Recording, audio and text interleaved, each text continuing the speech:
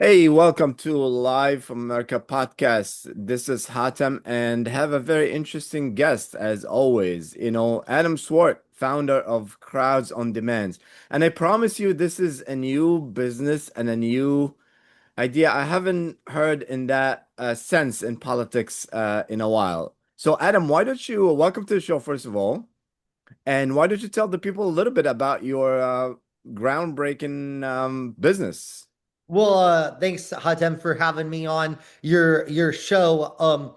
Business is Crowds on Demand. We're the largest protest company in the United States, maybe the world, perhaps. Mm. And what we specialize in is publicity, campaigns, outside the box strategies. We're probably best known for protests, but we do PR stunts and other kind of outside the box publicity campaigns, whether it's for companies, advocacy groups, or any other purpose. Um, One of the reasons why I'm out in the media, I didn't used to really do a lot of media, but I'm out in the media because there's so much misinformation being spread about my business that I'm Mm. like, you know what? If I don't go out there and talk about my business, then my business is going to be defined by what other people say about us. So that's why I'm here. All right, excellent. Thank you for coming and sharing your journey. So, the business, so your PR is specifically politics or anything? Oh, we do a lot of corporate as well. So a lot of what we do is even some of our protests are on the corporate side. So there's our two businesses that have a dispute, or perhaps a business. What we do is a lot of product launches as well. So, for example, a company is really trying to spread the word about what it does. We'll do kind of large scale events, whether it's outside conferences or conventions. Some cases, what we'll do is we'll create a protest of their competitor, or in some cases, we'll even stage a protest of the company. Because if you're a startup and people are protesting you, you can use the controversy that we generate to actually get more publicity. Some such as the gentleman, the Coldplay sort of situation that Mm. happened a couple weeks ago. So there's a lot of non-political stuff we do, but I would say I'm probably best known for the advocacy sort of political side of the business for sure. Okay, so let's say the CEO of the company that had the incident with Coldplay hire you. What would you do? I might protest Coldplay. If it were me, if I would totally have gone about it a different way. If I were the CEO, Andy, I would have said Coldplay invaded my privacy, and have we could have staged a whole protest about invasion of privacy and said, number one, how many CEOs are having affairs? Probably about 70 to 80% of CEOs currently are actively having affairs. So come on, like don't act like this is something like ground earth shattering here that a corporate CEO is out there having an affair. I mean, they all do it, right? Number one. Number two, their privacy was invaded. They were there to go to a concert, right? Why would they be there for any other purpose? And then now, of course, now the CEO's resigned, and what I'd probably try to then do is try to do a way of using, kind of as they did in some respect, but using the now attention that their company has, the astronomer company has, to then further the core business. So to have, tongue-in-cheek marketing outside conventions with, maybe you'd have protesters out there, protesting astronomer and other people kind of on the other side, and create more sort of buzz around it, but while making sure that their core product is being advertised. Okay. Do you do like there's a couple of things that come to my mind, like two specific guests that I had before. One, it was a show that I produced, was called The Cellar Talks, the Cellar. It's kind of like TED Talks, but uh, at the Cellar. So one of them was the art of apology, which Mhm. is how do you apologize when you do something wrong? Because even if you try to cover, the Coldplay thing and say all people do it, it's still wrong. So people will react to it a certain way. That the idea is like, I always say is like if they haven't reacted at all, nobody would have known who they did. Well, yeah, they always say the cover up is worse than the crime, right? Yeah, If they had just kissed, like maybe a kiss on the cheek, it would have never become viral. Correct. yeah. So, number one, there's that. There's so many cases of that, right, where the cover up is worse than the crime. Former Speaker of the House, Dennis Hastert, was actually a Republican Speaker of the House. Um, was, I guess, alleged to have molested kids back like many, many years ago when he was, I think it was a high school teacher. But the statute of limitations has long passed for pursuing that. However, I think they went after him because of a cover up, because when it started kind of resurfacing, he did certain things that I think may have been illegal to cover up what he Mm, did, right? So it's the cover up. The cover up is always worse than the crime in that sense.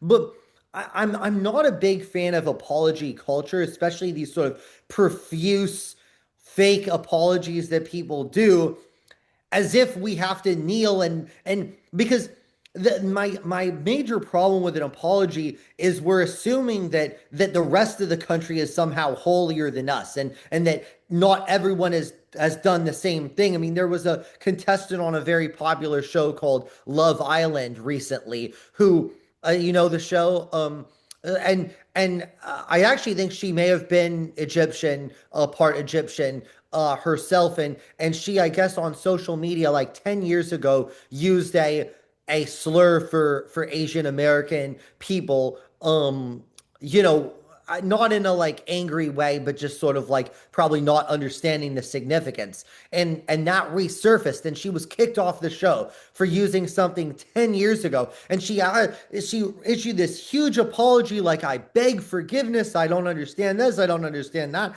I mean, like, come on, like as if everyone else hasn't done just as bad, right? Like my I think one thing that Trump does really well is this kind of concept of like never apologize, right? And he kind of takes it to like probably too much of another extreme, but the concept of like, why are you always apologizing for things that everyone else has done, basically? yeah. I'm all in favor of apologies in our personal lives. Like, if you upset your wife, apologize. If you upset your kid, your dad, your mom, and you were discourteous to a friend, by all means apologize. But this idea that we somehow owe the country an apology for something that is none of their business, that's the part that I have a major objection with. It's at the root of sort of the cancel culture, and I think it's gratuitous.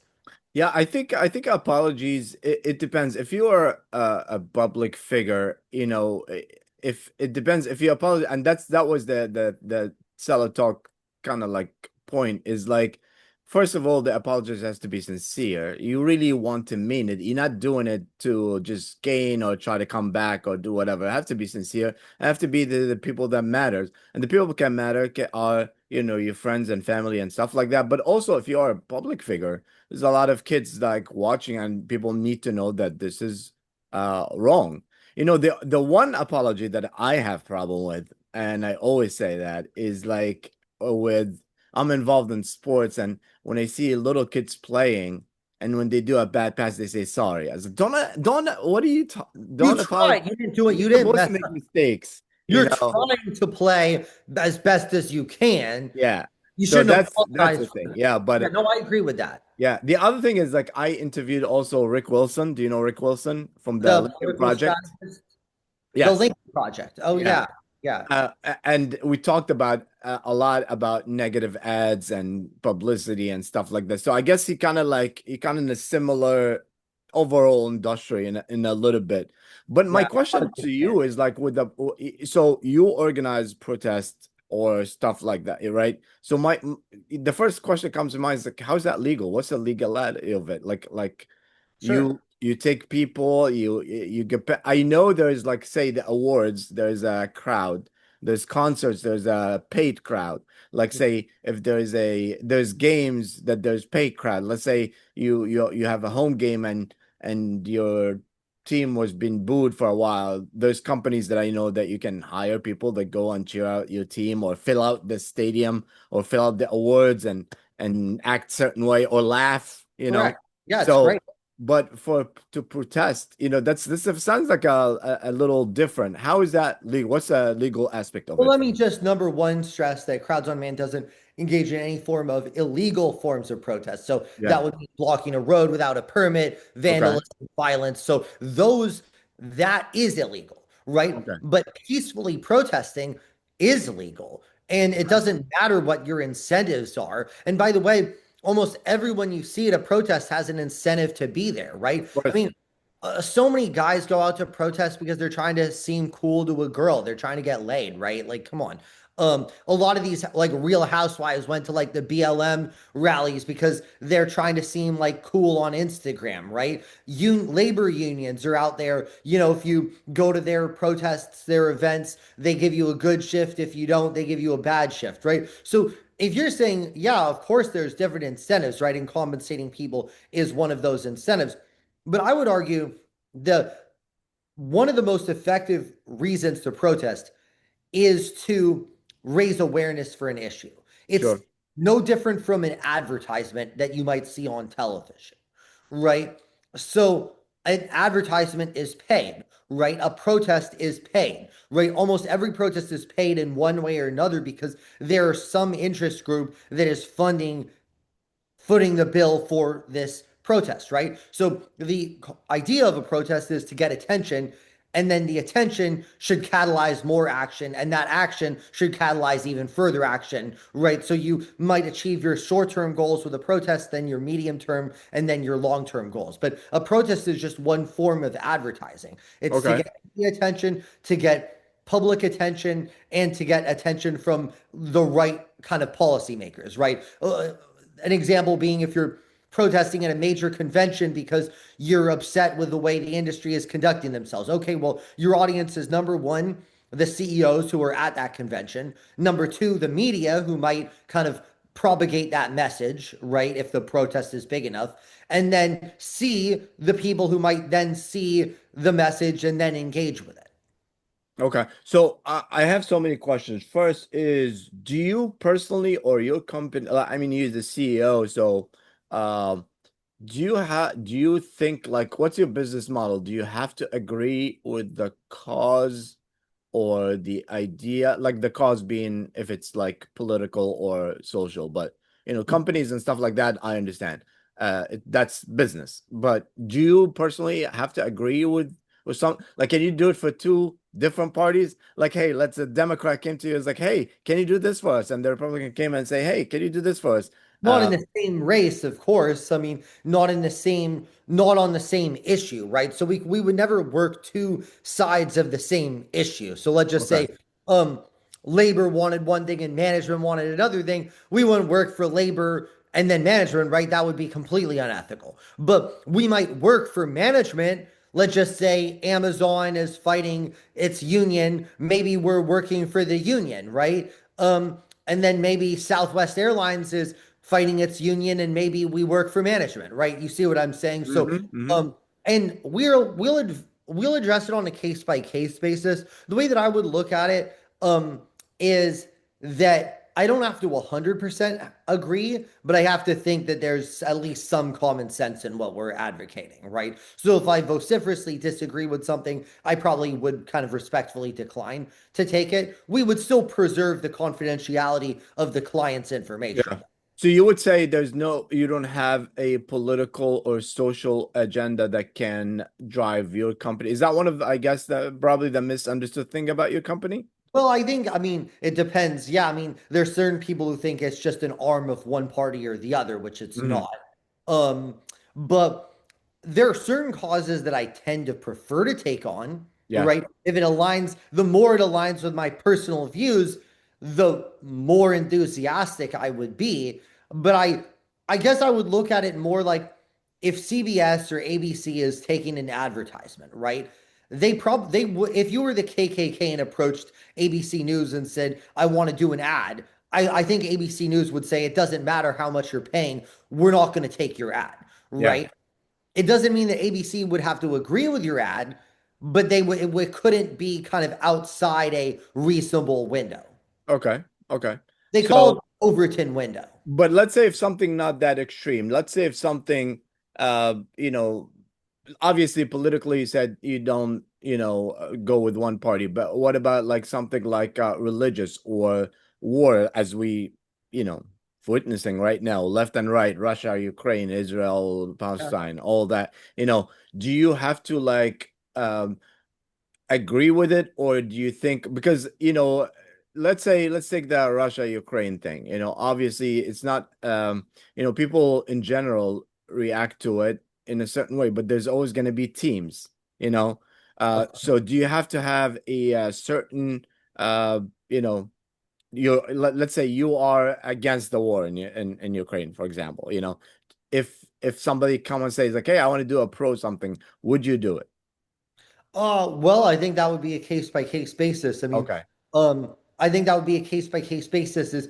Are you, are we advancing a piece of dialogue that should be talked about? So I'll just give you a maybe like an example. So let's just Okay. say my personal view on Ukraine was that we should fund Ukraine, right? Okay. Because we should bolster the strength of the Western alliance, right? That's probably my personal view. Um, is that we should support Ukraine. But would I entertain, let's just say hypothetically, someone said, like, we wouldn't do a pro Russia protest, that's for sure. Yeah. But let's just say you're saying, hey, we think America is too involved in general in all of this stuff, and we want to focus on issues domestically, Yeah, right? I think the Is there a approach would, validity to something like that? yeah. There's a I think the approach validity. will be like, hey, can you do a protest about like stop funding anybody, just leave the money, America first, leave it here. Like, I think That's I'd what be I kind of see now. correct. Like, so something like that, maybe I could say, even if I don't 100% agree with that, Okay. would I say, hey, is that worthy of being? There's certain viewpoints that I think are actually important. Yeah. It's like I don't like snakes, but snakes are actually a good way of regulating the wild, Yeah. right? So I think it's important to have conservatives and liberals and libertarians and lefties and hard right because it's that balance. Like we're in the wild, Hatem, Mm. and you need to. If you somehow the liberals all disappeared, society would get worse. Yeah. If conservatives all disappeared, society would get worse. Like you need the alligator, you need the mice, you need the snake, you need the birds.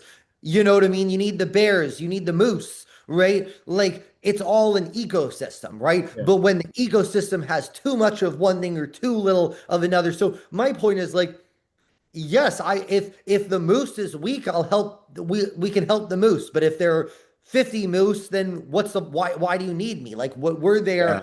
for is to be a catalyst for action, right? So I generally like to help the side that isn't getting enough say. Yeah.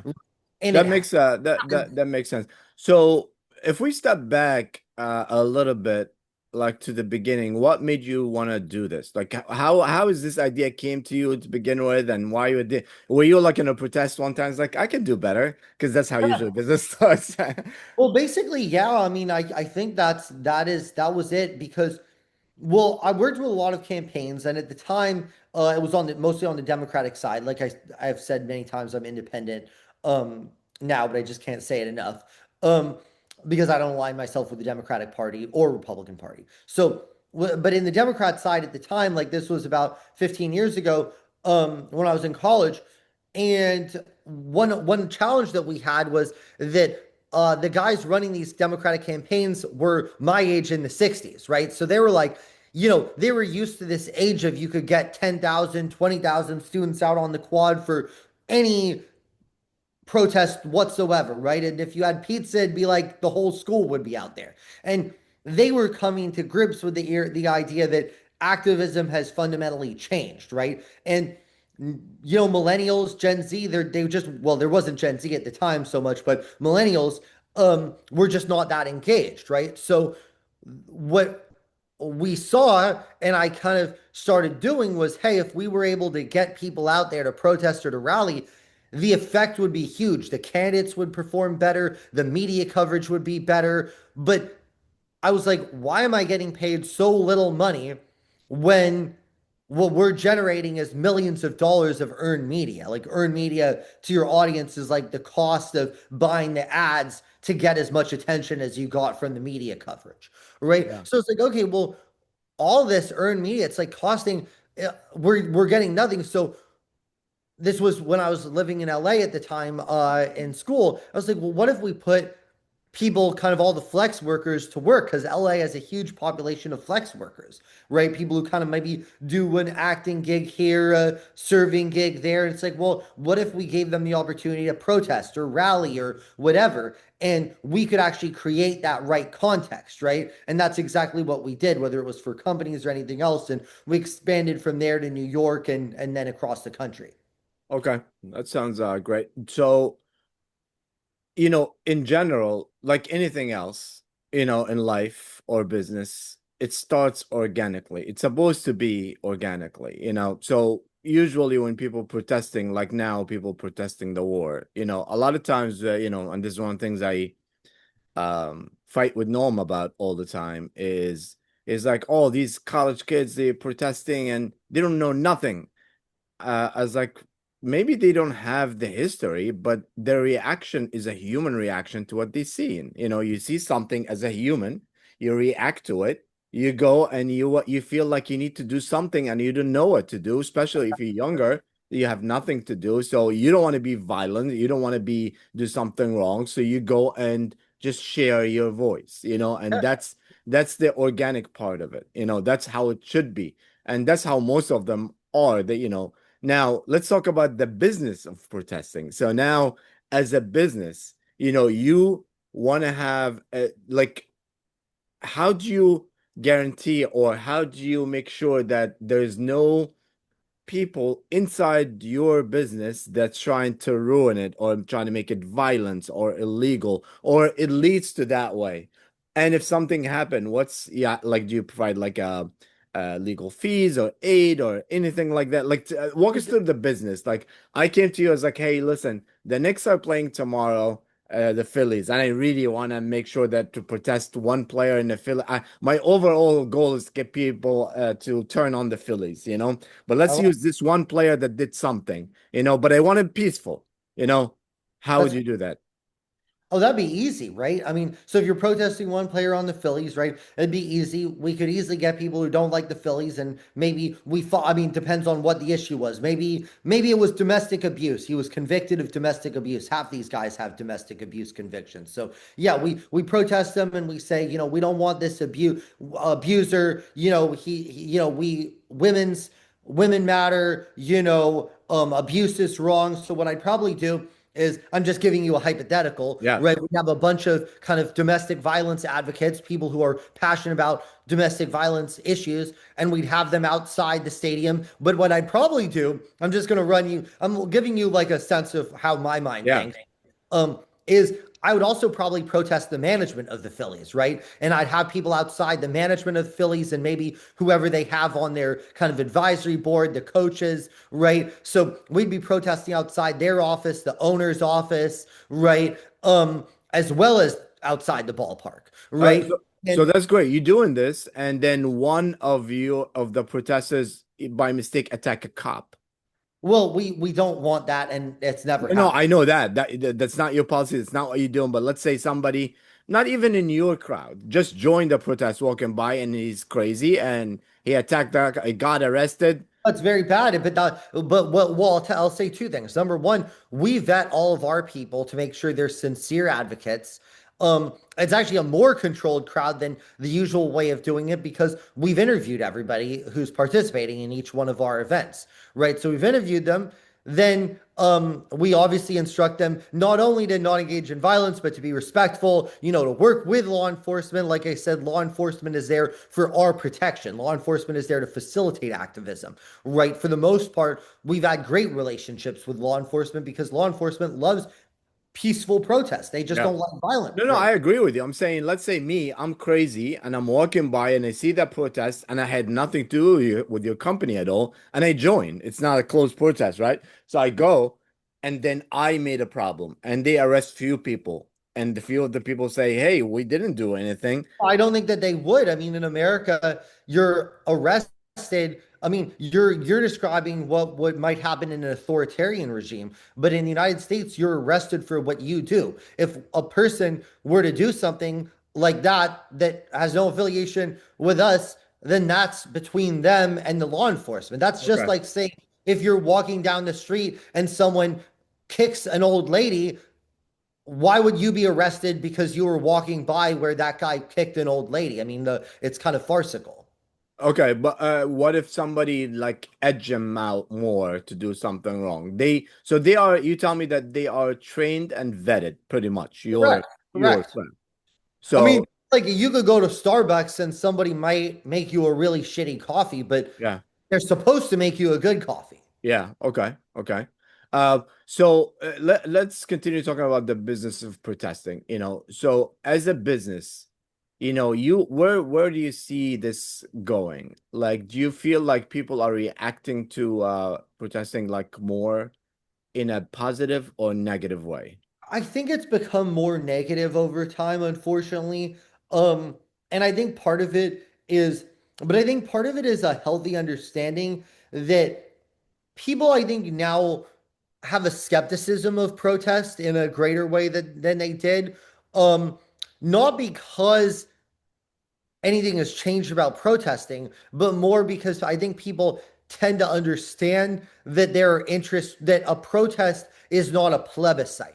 Mm, So I think there's a misunderstanding that people have historically had that a protest is a plebiscite. That is to say, if 300 people show up on one side of an issue and 50 people show up on the other side of the issue, does that mean people support the issue 6-1? Only a stupid person would say yes. A protest is a way of getting attention. So it's not a way to express that this is how the people broadly think, right? yeah, Nixon kind of said as much when he coined the phrase silent majority, right? So there were all these the hippies protesting Vietnam and all this stuff in the late 60s. And Nixon was like, you know what? They're out there on the street, but the silent majority doesn't agree with them, yeah, right? Um, and he kind of called the bluff, and of course he won two elections, big time, right? By saying, hey, the people who aren't in the streets are the ones who are voting for me, yeah, right? So a protest in its best form gets media attention and is a catalyst for more people kind of getting involved, yeah, right? I think the problem is people are attempting to essentially delegitimize protests, and that's kind of the other reason why I'm on the show, is to sort of say no, people should not delegitimize protests. People should just have an understanding of what a protest is and mm, what it isn't. So if you think of, oh, well, they're manipulating people with this protest to make it seem like a lot of people support an issue when they don't, that's a misunderstanding of what protest is. What a protest is to try to get attention and awareness of an issue, just like an advertisement is. So if you buy time on, if I'm trying to sell Cheetos on ABC, right? If I see an ad for Cheetos, right? I hate Cheetos. I would never eat a Cheeto in a million years, right? So if I saw an ad, it doesn't matter if I saw 20 ads for Cheetos, I'm never picking up a Cheeto, right? They'll make me think about Cheetos, but I'm never going to eat a Cheeto, right? And it's the same thing, right? When it comes to protests. I mean, there are people who could see protests on pro Israel and will never support Israel. And there are people who see the protest, pro Palestine and will never support Palestine, right? What a protest is a way to kind of get attention, but in a best case to also persuade, yeah. right? Where I often reject protests, is if I don't feel like we're persuading people. Like what I like to do is persuade. Yeah. I th a couple of thoughts here. One is you're absolutely right with that is like no matter what the protest is about, if somebody is against it, they're just gonna be against it. But then people also start doing something uh I think is crazy, which I feel like you probably suffer from, is they start to label the protest. It's like if people protesting Israel, oh, they're all Hamas. If people Yes, protesting all the anti-Semitic. If the people yes, protesting Ukraine, all they all Russian. That or people I protesting, agree. so that's the one thing. It's In the like people motive. start, and that's what they try to do with your companies, like label it Yes, one way or the other. The other correct. thing, the other That's thought that I absolutely have while you're saying about the Nixon thing is like it's always interesting. And we talked about that. I think with Noam because he have this business in the restaurants. Like he's very involved with the customers or the reviews, and if you get a bad review, he really get upset. And I was like, listen, most of the people that have a good time, they just don't leave a review. They just leave. They enjoy it Correct. and Oh, leave, yeah, you that's the know? silent majority. That's the Yeah, and that's silent a majority. silent majority. And then the third thing is that came to my mind also while you're saying this, bringing attention. When I was much younger, and I used to work in clubs, I used to be the doorman. And one of the tricks that we used to have is we will have the club will be empty, but we make a line outside, you know, Yeah, and leave it for a few minutes. So people walking by, it's like, oh shit, this is the hot spot, even though there's nobody upstairs, you know? correct. It's about the context because people Exactly. So essentially people want to. So the thing is, what that tactic does is if you don't want to go to I know that's a comedy club or a nightclub, but if you don't want to go to this club, you're not going to go. But if you're kind of like, oh, I'm thinking of going, but is this a good spot? And you see the yeah, people outside, it's like, okay, I'm going to give it a try. Well, ultimately, if it's a shitty club, they'll leave anyway. yeah, So what it does is it's not manipulating, but it basically us people are kind of we have a little bit of sheep in us, right? Where we just need to follow the herd, yeah, right? If other people, it's like we don't want to watch a movie that no one else is watching. You don't want to go to a restaurant that no one else is going to, right? And creating the context, right? We don't want to listen to a speech that no one else is listening to. So if you create that context, you're actually what you're doing is you're presenting yourself in the best possible light. It's the yeah. same And way like yeah, and that's the thing is like you can put $1 million advertisement and decoration at the door. It was a nightclub, and no one is gonna care. But the minute they walk and there's so many people, that's the best advertisement you can do because like, oh, it's so hard to get in. It must be great. And like you say, they just you want to would show follow. the right kind of people too, the kind of Yeah. people that you'd want to see at the nightclub, right? Whatever that might be. Yep, exactly, exactly. So let's talk about the psychological part of protesting. So now people like we said, the organic thing that people would feel something about a an issue Mhm. and they start to look for people that agree with them, I like them, and then they go and they wanna. And the right way to do it is like if you're in a city that requires a permit, you get a permit. Yeah. If not, you go to a place peacefully, you don't block anything. And I never understood the part of blocking everything. If I'm driving and I agree with you, and you blocking me, I'm gonna be frustrated. You know what I'm saying? And I'll tell you the reason for it, but I'll also I agree with you, but the reason that those people use, right? And like a lot of people like BLM used it. There's this group in England called Extinction Rebellion that does this stuff all the time and like even to like a greater extreme. What they basically said is they're willing to make a trade-off that basically I don't mind pissing people off because I just want to get attention, yeah, right? There's nothing that gets more attention than essentially completely disrupting everybody's lives, right? yeah, Now, it's not necessarily positive attention, and I don't think that's a good trade-off. I think there are ways to get attention that doesn't involve that, right? yeah. I mean, I did speak to a few of them, and their point, which could make sense, but I don't think it would help. Their point is like if you have one element of your life that disrupted, which is traffic or whatever, and you feel so painful. Imagine if all of your life is disrupted. So yeah, they're but trying to that get you a also little is bit of lost pain. on people. Yeah, that you're expecting. That's like an artist who's like, "Oh, why don't you see the curvature on my banana?" Like the that yeah, like what they're saying is that try to understand their broader motivations, but Yeah. that the only people who would understand that are the people who already agree with them. Yep, yep. And that's the So thing is that's like the you can, challenge. yeah, you can bring the psychological part of the protesting is, you feel something, you go for it, and Yeah, you don't. So my question is like that I still want to know is like with your company, every protest that you arrange, or are the people, each and everyone are agreeing with that specific correct. thing, or are they paid and don't care if they about it? Like, how'd you get luck? Because there's no way. Like, let's say I wanna protest like something like something that's very rare. How would you get like so many people to agree with me, unless they just paid protesters? Well, we vet them to make sure that they agree. I mean, for example, and it's also like it's interesting because I always use this example when I kind of talk about this, where it's like think about it this way. So if you think about like Rachel Maddow, she and Joe Rogan, right? Tucker, right? These people make tens of millions of dollars per year to express their views, right?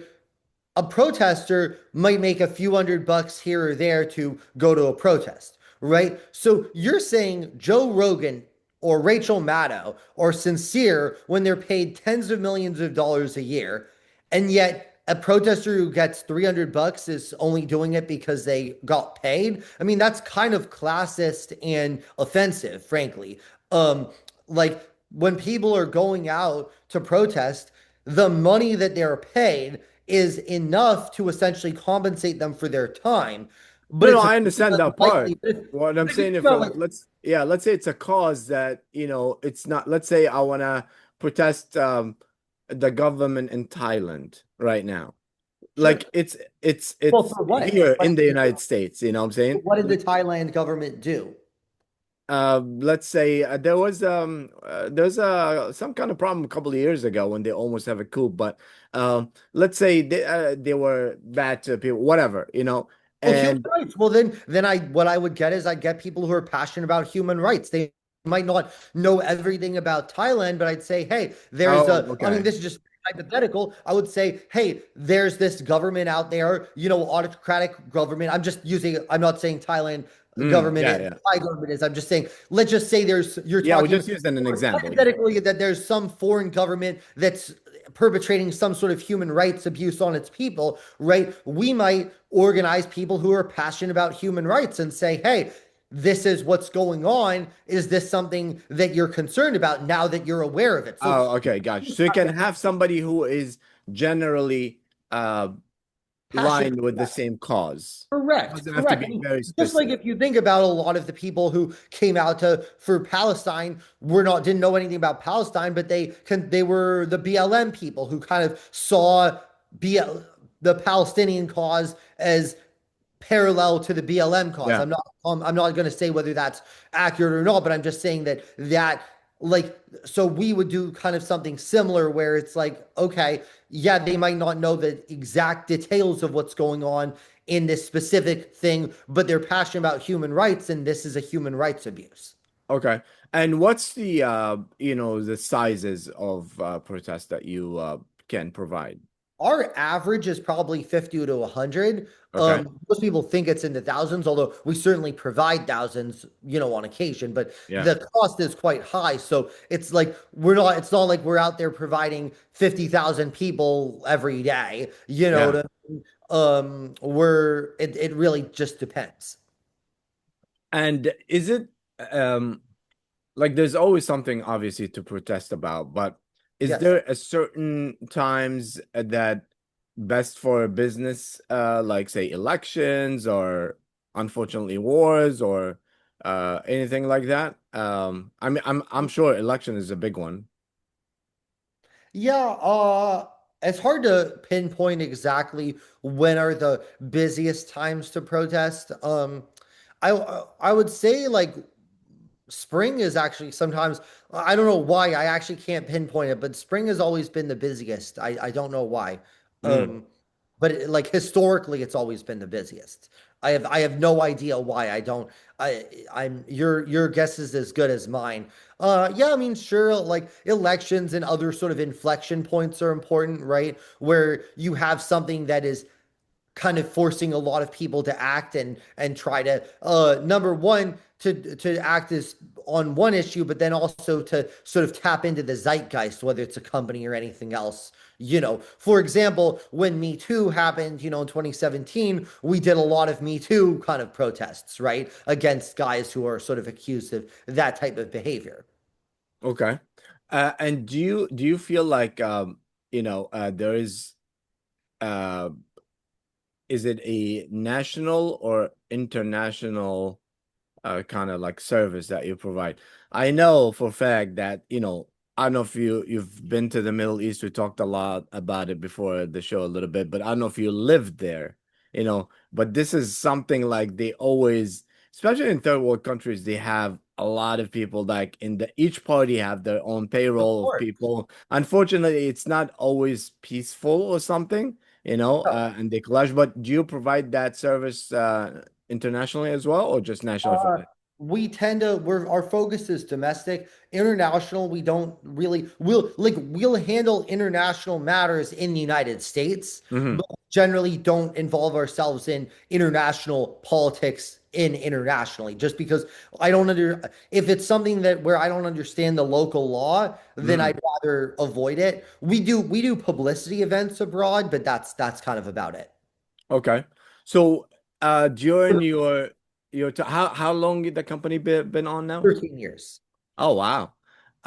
During your 13 years, what's the protest that, if you can talk about it, that you took or refused to take that made splash? I know a couple, but let's Well, one of my favorites of all time was the delete Facebook effort. Um, so this was when in the aftermath of the 2016 election, where both liberals and conservatives were very upset at Facebook because they basically had used customer data and were basically kind of pitting Americans and people outside this country against each other for money. Basically, the algorithm was feeding people bad content, and people were able to use advertising to essentially kind of further those divisions, right? And plus basically the misuse of customer data, right? So um, a number of interests kind of came together to say, hey, we're going to really do this unique display to essentially highlight how kind of bad Facebook is, right? And what they've done, culminating around Zuckerberg, I think, who was asked to testify before Congress, among other things. And we did these series of demonstrations across the country, hashtag delete Facebook.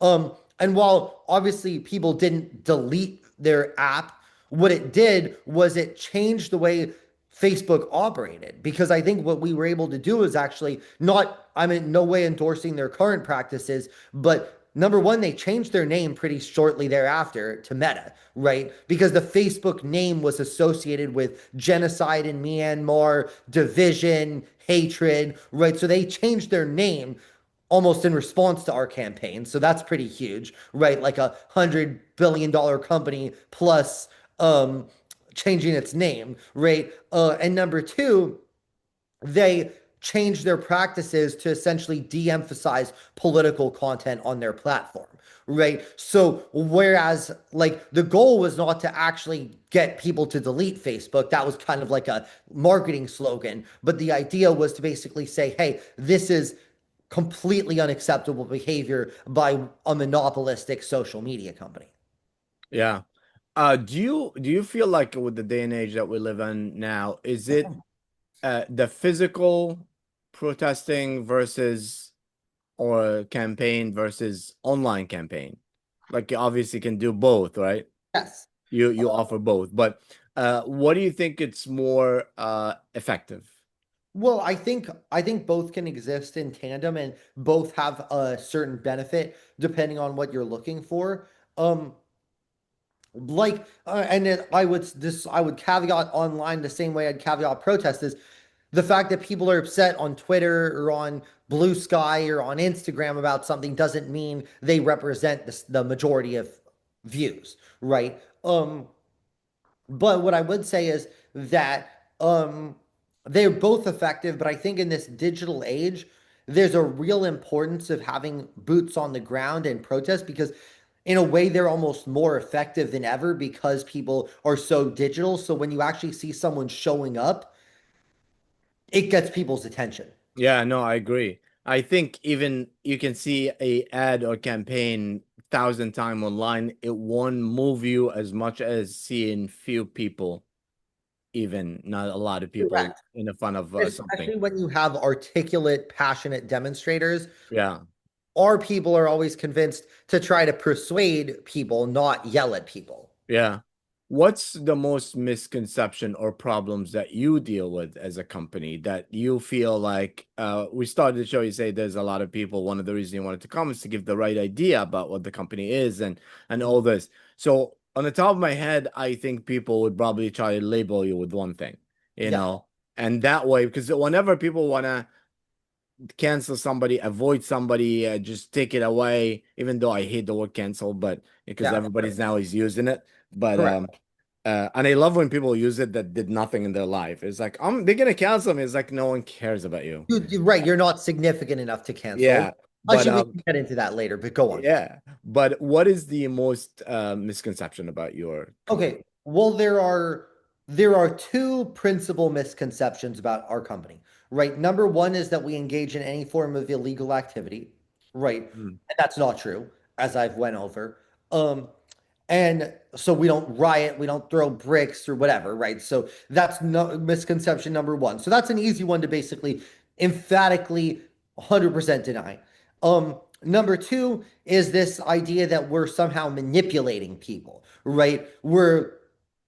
There's this kind of fake idea that protests should be organic, as if what we do isn't organic, right? And what we do is somehow astroturf. It's this false dichotomy between grassroots and artificial, right? When at the reality is gay rights, civil rights, MAGA, Tea Party all had millions, billions of dollars behind them, right? And all of these movements were movements that only grew because they had a ton of money, right? Money plus public support. So essentially, the way that I would look at protests is it's like doing a Super Bowl ad. You're spending $10 million on a Super Bowl ad, right? A lot of Super Bowl ads just fall flat, right? You never hear about this company again, right? It's a because the it didn't catch on. And sometimes you do a $10 million Super Bowl ad and you make $1 billion in revenue. Why? Because the concept caught on and people are like, wow, this is amazing. And the Super Bowl ad got America's attention,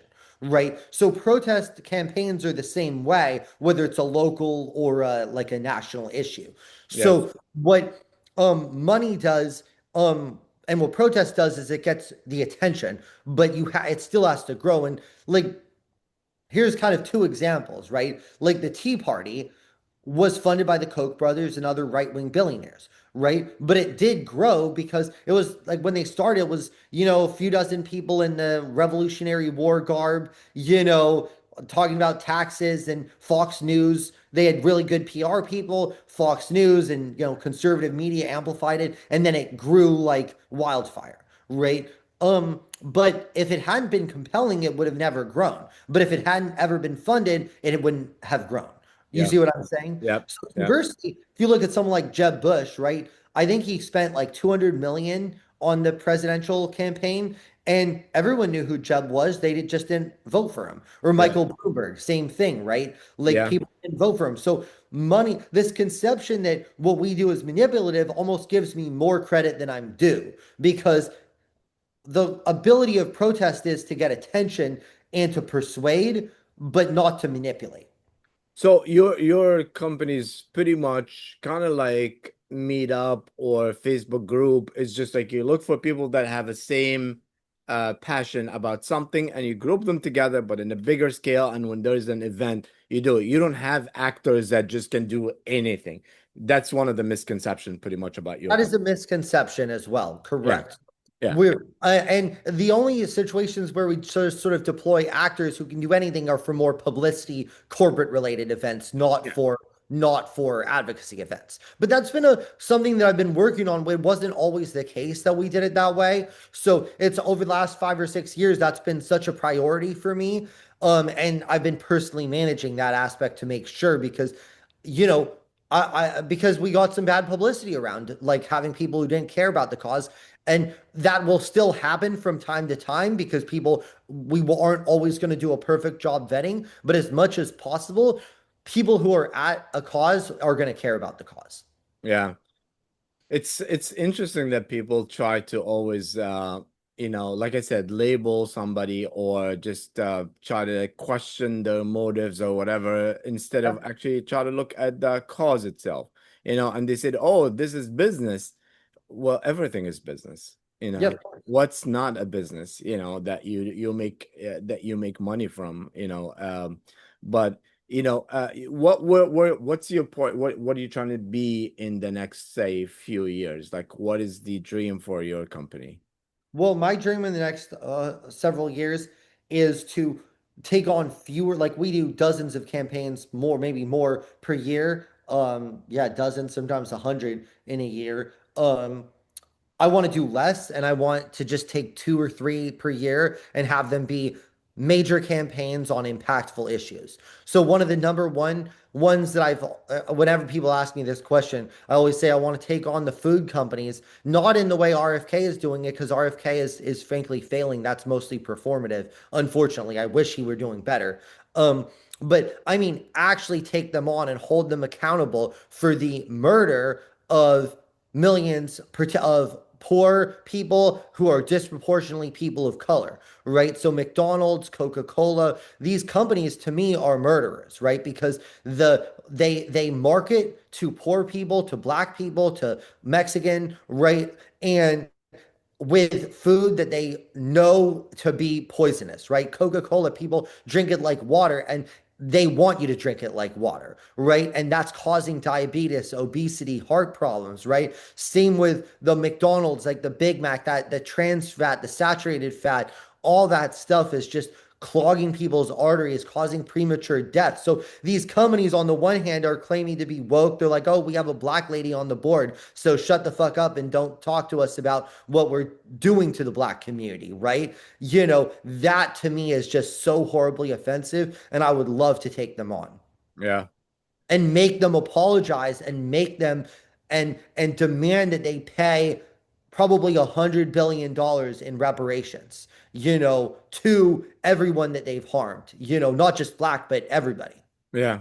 What's the biggest challenges that you try to face as a company beside the obviously bad publicity some people try to do? Like, do you have like a uh counter protest against your protest, or you have protest against you or anything like that?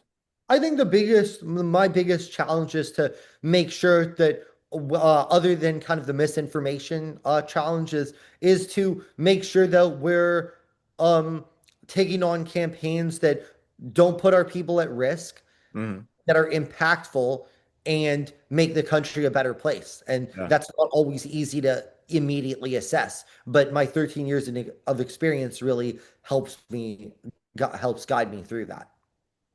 Yeah, I mean, this is was gonna be my next question is like the misinformation, there's so much misinformation that happening and people try to spread it online, either, you know, in purpose or not in purpose by just reposting and not Oh, knowing what yeah. they're talking about.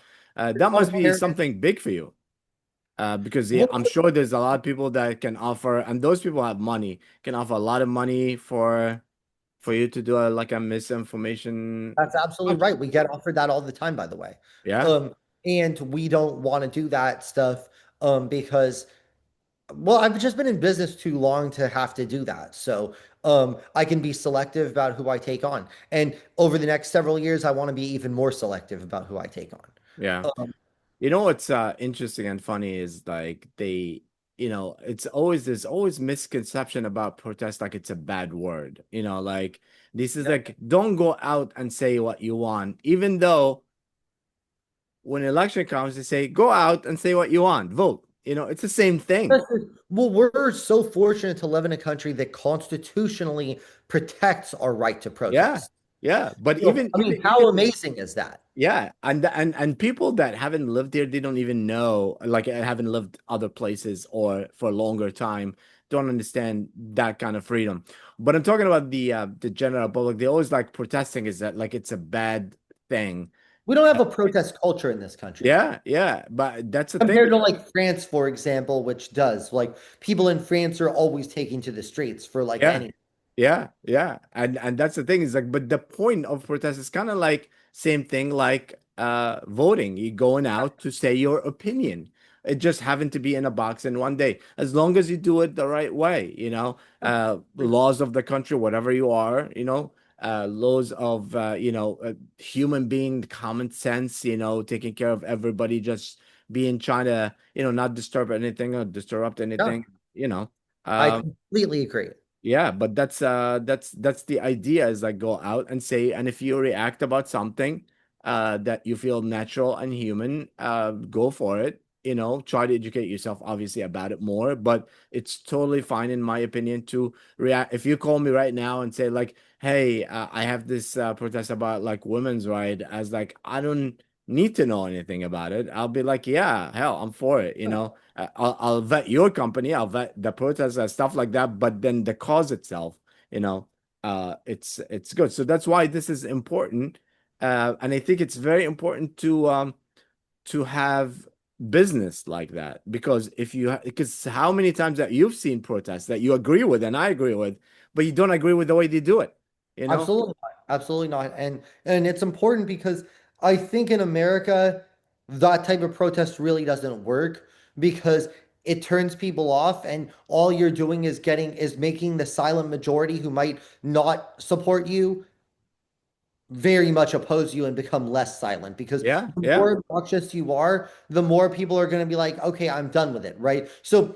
even in regards to these college activists, right? So on the Palestine thing, right, where for a long time the university administrators basically, if lefty college students wanted something, they got it 100% of the time. yeah, Some point it reached a fever pitch this past couple years where the donors it became so much that the donors who weren't even right wing but we're kind of like okay we've had it up to here and they told the college administrators the spineless college administrators basically if you keep giving in to the students you're not going to have our money anymore yeah. and I mean, if you are they if you are overplayed their hand. yeah, if you are in college and you're supposed to be angry, you're supposed to be, but if they tell you don't go to this room, don't go to this light, then don't, Yeah, correct. don't make other students feel uncomfortable or scared about their lives or Not going to whatever. Like, advance do, your cause but anyway. that's why I'm saying that it is important to possibly be like a company like yours is like where you can be like, okay, because a lot of times I feel like they need the leader, the organizer, not They do. necessarily even the leader, They and need be like, mediators. One service that we also offer is mediation. yeah, So on for protests that we're not involved in, we sometimes will step in to mediate, right? yeah, Where I can kind of mediate and kind of because there's no one who supports free speech more than me, but I also support law and order. So to yeah, kind of understand, hey, what a lot of times kind of institutions will do, right, is try to be like, oh, well, yeah, you can protest like 2 miles away. It's like, okay, well, yeah. that's not going to work, right? They have a right, protesters have a right to be heard, but everyone else has a right to not be disrupted. Yeah. And the thing is, like, what people don't understand, and again, this is one of the things that the advantage that we have here that people don't understand. Free speech and law and order are not the opposite. If you don't have law and order, you're not going to have free speech. Nixon How said many that. times I've seen a protest that going for a good cause, but because there's no law and order, there's another protest and they start fighting, and the cause, nobody's talking about the cause No one's talking anymore. about the cause. I Yeah. mean, how much did the BLM protests hurt the BLM cause overall, right? They got temporary wins at the price of the country completely turning on them, Yeah. right? And now DEI is dead, right? When they could have actually had a more respectful conversation about it. Yeah, I think also, it was a fault that the AI was, that there's so much, that could have gone better, but the cause itself obviously is correct, and they have the right to be angry, just not like, you were winning, so keep winning. And I think it's gonna come back. But yeah, if you don't have law and order, you're not gonna be able to do, and it's the same thing like I was talking about this yesterday. It's like all these images coming from Gaza, and it's horrible with the kids. And there's one image that was somebody did with an AI, and there's like, oh look, it's fake one. Yeah, one fake one out of 1,000, but whoever did that is fucking up the cause. You know what I'm saying? Why Yeah, would you correct. do that? It's Yeah, it's already there. So it's the same thing I with agree. protest. If you have, and that's why one of the important thing is law and order. If you don't have law and order, you're gonna have chaos, and you're not gonna And be able to. reducto ad absurdum, know that you're always going to be reduced to your dumbest protester by the other side, right? Absolutely. So So, do you really, offer strategies as well? absolutely. I mean, like that's one of them, right? Is Yeah. that they're always going to pick off the dumbest person and try to make it seem like that's representative of your whole Yep. group or the most intolerant person, Yeah. right? Um, and also know that they might try to infiltrate your group and do that purposefully. Yeah, yeah, absolutely. Yeah.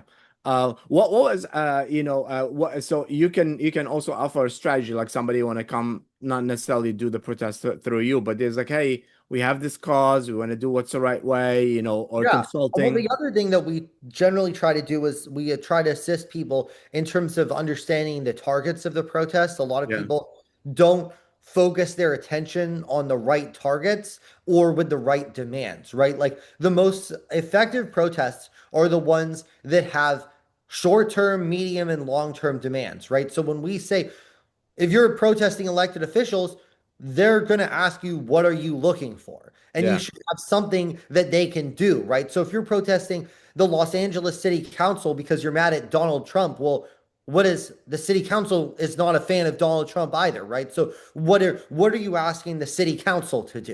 You yeah, see what I'm saying? And give them very specific ideas that they can do, right? So make something that's achievable, right? So like if you look at Occupy Wall Street was probably the most unsuccessful political demonstration in history. yeah, Because I don't know how many people there were, but there were many, many, many people across the country, but they had no real cohesive demands. And they were just sort of camping around New York and other cities, kind of like, oh, yeah, corporations bad. So it gave politicians the ability to be like, yeah, corporations are bad, to pay lip service, but how many of those bankers were put in jail? How many of the corporate executives were put in jail, right? These corporations are doing better than ever, 15 plus years later, right? yeah, So the thing is that the whole idea it totally failed because they had a lack of specificity of demands. Imagine if they were protesting and saying, we demand that these people who did these crimes be held accountable. We demand that these companies pay fines that are like up to however much money to and that money should go to the victims, right? yeah, We demand that these regulations be instituted, right? And we are going to demand it. We're going to be at every single town hall demanding each congressperson do their part in that, right? yeah. They would have achieved a lot Yeah, more. I agree with you. And I think it should be specific and it should be more importantly reasonable. Not the final, like let's say if you want something that's so big, I think you should be reasonable. You should have steps to it. As like the first Yeah. step should be this. But there's a famous Egyptian movie, one of the comedy legend movies, is like about this group, very good guys, and they were doing paperwork, and then something happened with it. Kind of like Michael Douglas has fallen down when he got just angry and took everything and started shooting people. But instead of that, they didn't shoot people. They took over a building, and then when the cops came, it was like, "What do you want?" They didn't know what they want. They didn't want anything. So Oh they my God, that's funny. It's like, yeah, well, why were you there? Yeah, so they order KFC. They're like, okay, that's Yeah. all we want, I guess. But I think it's good to have a strategy. It's good. It's okay to be angry and just go out and place your voice and then go home. But if you want a consistent something, then you Trying to should achieve have a something. And yeah, if you are protesting, if you're going to spend time, you should have a cohesive idea of what you're trying to achieve yeah, and who can help you achieve it. yeah. No, I agree. Um, Last question: what is the greatest protest in your opinion and the worst? I guess the worst you just said, Occupy Wall Street. Occupy is the worst, the most unsuccessful. The actually I would say one of the most successful examples was the gay rights movement Yeah, in the past kind of 15 years. Love is love, right? That's a great slogan. And yeah, it's something that has gone from being, in 2000, you had people like Bill Clinton, Al Gore, Democrats, Hillary Clinton, right, strongly opposing same-sex marriage. yeah. Then you got Obama. yeah, even Obama in 2008 kind of equivocated on the subject. He didn't oppose it, but he was non-committal. To now, most Republicans support same-sex marriage, Yeah, right? And no one is seriously talking. I mean, not to jinx it, but people aren't seriously talking about repealing it because it's broadly popular even with Republicans, right? And what did they do right that Occupy did wrong? Well, it was very specific what they were wanting. They were wanting acceptance, they were wanting tolerance, they were wanting equality, right? There yeah, was this idea that they're asking for equality, not improved treatment. And I And think Americans have a sense of fairness where it's like if you're asking for the same thing everyone else got, same with civil rights. You're basically, civil rights was saying, hey, we want to be treated equally. We're not getting better treatment. So the problem with BLM, affirmative action, some of these groups is it feels like they're asking for better treatment, right? Where it's like Americans generally feel like, no, we have a sense of fairness where if two gay people want to marry, lesbians, whatever, get married, well, I right? think that the BLM would want it more, their more is equal, in a way. Like Oh, that's I what don't the, know. I mean, I think that's yeah. like that's a But topic. also, one point is like it's interesting is like when you compare just, I mean, this is any ABC of any like advertisement or promotion. When you have the word occupy versus love is love, see the Yeah. words, the difference is like who wants to like, do you want to go occupy? It's like, whoa, but Well, love is love. love Who's feels gonna like say fuck love is love? that sort of makes sense to people, and it took some time. But if you think about the progress on that issue from the mid 2000s to the mid 2010s, when same-sex marriage was legalized, it was like it was night and day. Yeah. Well, Adam, thank you so much. And I think we live in a world now where there is going to be a lot of, you cannot be silent, anymore about things that happen because we all are humans and we have to, and there's so much evil unfortunately happen. So you have to say it the right way. You have to come and express your anger, express your words, and you can do that online and you can do that in person. But if you do either way, remember it's not about you, it's about the cause. So don't get involved in like something illegal and stuff. And the best thing is like if you are wanted to go out in the street and protest and stuff like that, be professional. You can look at Adam's company, Crowds on Demand, check it out, look at it, see if there's something that you're interested, something that it can help you with, and do it the right way, because it's not going to take away from the cause. I Uh, but thank you so much for being here. That's Thanks so uh much. that's a very interesting business. And I think I wish you all the luck. Where can people find you and follow you, your company, all that? www.crowdsondemand.com. That's crowdsondemand.com. Or follow me on Twitter /X at CEO Adam Swart. That's CEO Adam SWART. So yeah, go follow me and go check us out if you think we can help. And you offer services all 50 states? Nationwide. All right, there you go. Excellent. Thank you very much. Live from America podcast.